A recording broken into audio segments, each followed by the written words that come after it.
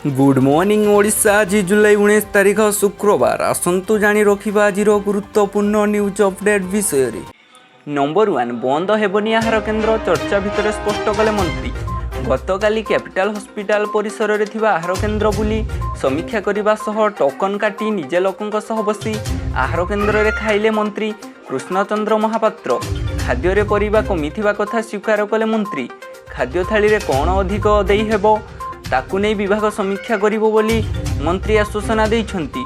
स्वच्छ और खोला परिवेश रे खाद्य परसिबा सह सेवा मनोवृत्ति रखी एसएचजी महिला माने खाद्य परसिबा को मंत्री कहिछंती। तेबे आहार केन्द्र मुख्यतः गरीब श्रेणी लोकों पाई होइछि, एहा चालू रहिबो। आहार केन्द्रर नाम परिवर्तन कथा आवश्यक हेले आलोचना कराजिबो बोली कहिछंती मंत्री। नंबर 2, भितर रत्न भंडार अलंकार है स्थानांतर। शुभ मुहूर्त में पुणी श्रीमंदिर भितर रत्न भंडार ताला गतकाली खोल जाइछि। रत्न भंडार कमिटी उपस्थित भितर थिबा समस्त सुना और रत्न अलंकार को अस्थायी स्ट्रंग रूम को करा जाइछि। मंदिर भितर थिबा अस्थायी स्ट्रंग रूम घर को यह स्थानांतर करा जाइछि। अस्थायी ट्रेजेरी रे यहाकू रखा जाई सील करा जाइछि। एही स्थानांतर प्रक्रिया मोट 7.5 घंटा समय लागिछि। एही स्थानांतर प्रक्रिया पई मोट 7.5 घंटा समय लागिछि। सरकारक एसओपी अनुଯାयी अलंकार स्थानांतर होइछि बोली रत्नभंडार कमिटी अध्यक्ष जस्टिस विश्वनाथ रथ और मंदिर प्रशासन अरविंद पाठी सूचना दैछंती। रत्नभंडार भितर 3टी काठ और गोटिए लुहा अलमीरा थिला। सेहीपरि 2टी काठ सिंधुक और गोटिए लुहा सिंधुक थिला। नंबर 3, आसुची एक लघुचाप 5 दिन प्रबल बर्षिब। आसुची आउ एक लघुचाप पश्चिम केन्द्रीय बंगोपसागर और पूर्व पश्चिम केन्द्रीय बंगोपसागर रे एक लघुचाप सृष्टि। आसंता 20 और 21 तारिख में मध्य विभिन्न जिले में प्रबल वर्षा संभावना रही। अधिकांश स्थान में 100 मिलीमीटर रु अधिक परिमाण में वर्षा हो पारे। एपरिक विभिन्न स्थान में घड़घड़ी सहित बिजुली मारिबार मध्य संभावना रही। तेबे केन्द्रीय बंगोपसागर में लघुचाप सृष्टि होगा फल 23 तारिख जाए विभिन्न स्थान में प्रबल अति प्रबल वर्षा लगी रहिबो। तेबे प्रबल वर्षा पई 7 जिला को येलो वार्निंग जारी करिछि आंचलिक पाणीपाग विज्ञान केन्द्र। एपरिक आसंता काली 6 जिले में प्रबल अति प्रबल वर्षा और 12 जिले में प्रबल वर्षा संभावना पई दिया जाइछि येलो वार्निंग जारी करा जाइछि। नंबर 4, नीट यूजी परीक्षा मामला रे सुप्रीम कोर्ट का गुरुत्वपूर्ण निर्देश। नीट यूजी परीक्षा मामला रे सुप्रीम कोर्ट का बड़ निर्देश।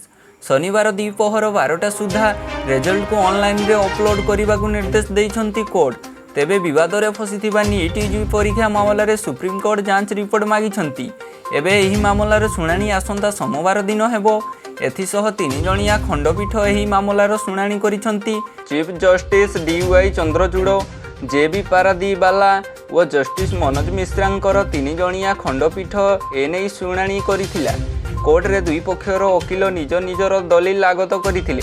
एही मामला रे 40 जण अधिक आवेदनकारी मामला रे शुणाणी हेछि। नंबर 5, आज पुरी रे 2 राज्य कार्यकारिणी उद्घाटन करिवे जेपी नड्डा। आज ओडिशा आसुचंती बीजेपी राष्ट्रीय अध्यक्ष जेपी नड्डा। पुरी रे हेबाकु थिबा 2 दिनिया राज्य कार्यकारिणी बैठकर उद्घाटन करिवे जेपी नड्डा। बैठक रे विभिन्न प्रसंगर समीक्षा करा जिवो। दलर आगामी रणनीति नहीं रोड मैप प्रस्तुत हेबो। निर्वाचन पूर्व दल जो प्रतिश्रुति देइथिला से सबु निर्धारित समय रे पूरण हेबो। श्रीमंदिर चारिद्वार खोलिबा कथा हेउ, रत्नभंडार वा सुभद्रा योजना सबु पई प्रस्तुति आरंभ हो जाइथिबा कहिछंती राज्य बीजेपी प्रभारी विजय पाल सिंह। नंबर 6, सारा देश में समान रहिबो सुना दर। एणिकी सारा देश में सुना मूल्य समान रहिबो। खूब शीघ्र ए क्षेत्र में बड़ परिवर्तन हेबाकू जाउछि, कारण खूब शीघ्र सारा देश में एकक सुना मूल्य व्यवस्था कार्यकारी हेबाकू जाउछि।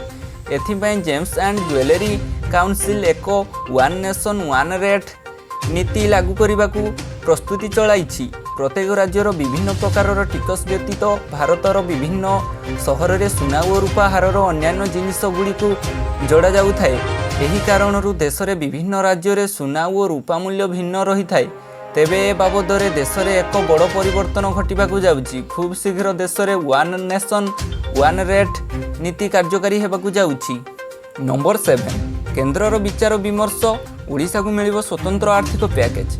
स्वतंत्र राज्य पाइहा सपक्ष रे आउ नाही नीति आयोग।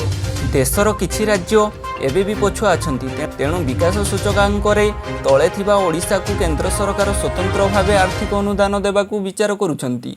आंध्रप्रदेश, झारखंड, छत्तीसगढ़, बिहार, जम्मू और काश्मीर सह ओडिशा को स्वतंत्र अनुदान देवाकू केंद्र विचार विमर्श करुछि। नंबर 8 गुजरात रे चांदीपुरा भाइरस आतंक 15 जनक मृत्यु। गुजरात रे काया मेलाइछि चांदीपुरा भाइरस गोटिए पर गोटिए जिला को व्यापीबारे लागिछि। चांदीपुरा भाइरस रे आरावली जिलार मोट कंथारिया रे एक 4 वर्षीय शिशुर मृत्यु होइछि। एहाकू मिसे मृत्यु संख्या 15 को वृद्धि पाइछि। पुणेर नेशनल इंस्टीट्यूट ऑफ भाइरोलॉजी रिपोर्ट मुताबक सारा देश में 29 जन चांदीपुरा भाइरस आक्रांत होइछन्ति। जातीय गणमाध्यम दि हिंदू रिपोर्ट अनुसार स्वास्थ्य विभाग रे अधिकारी कहिछन्ति वर्तमान सुधा चांदीपुरा भाइरस रे 15 जन शिशु मृत्यु होइछि। समस्त केस रे एक प्रकार लक्षण रहिछि, तेणु समस्त मृत्यु चांदीपुरा भूताणु जोगु होइथिबा संदेह करा जाउछि। नंबर 9 ग्राहकों पाई खुशी खबर जमाराशि उपरे अधिक सुध देवाकू घोषणा कला एसबीआई। बैंक ग्राहकों पाई खुशी खबर, एवं ग्राहकों को निज जमाराशि उपरे मिलिबो आकर्षणीय सुध। भारतीय स्टेट बैंक आनिछि नुआ अमृत वृष्टि स्कीम। एही नूतन टर्म डिपोजिट स्कीम रे ग्राहकों को मात्र 444 दिनर जमाराशि उपरे मिलिबो 7.25% हार रे सुध। खाली सेतिकी नुहे, एही योजना रे वरिष्ठ नागरिकों पाई मध्य रहिछि अतिरिक्त सुधर लाभ। बैंक गुड़िक जमाराशि उपरे 7.25 7.30% हार रे सुध देबे बोली घोषणा करिसेंति। State bank of India SBI मंगलवार आनिथिबा एही योजना रे अवधि 2025 मार्च 31 पर्यंत रहिछि। एही योजना रे ग्राहकों को 444 दिनर जमाराशि उपरे 7.25% सुध हार रे मिलिबो। एही टर्म डिपोजिट ग्राहक सर्वाधिक 3 कोटी पर्यंत टंका डिपोजिट करि परिबे। योजना रे वरिष्ठ नागरिकों को अतिरिक्त 0.50% सुध मिलिबो। नंबर 10 नीट यूजी प्रश्नपत्र लीक मामला 3 जन डाक्तर अटक। नीट यूजी प्रश्नपत्र लीक मामला, यही घटना को नहीं पाटना एम्स रु 3 जन डाक्तरों को अटक रखिछि सीबीआई। तेबे गतकाली यही मामला उपरे सुप्रीम कोर्ट रे सुनानी थिबा बेले सीबीआई 3 जन डाक्तरों को अटक रखिछि। अटक रखा जाइथिबा डाक्तर माने 2021 बैच रो। सेहीपरि सीबीआई सेमानंकु अटक रखी पचरा उचरा करिबा सह 3 जन डाक्तरों मोबाइल फोन एवं लैपटॉप जबत करिछि।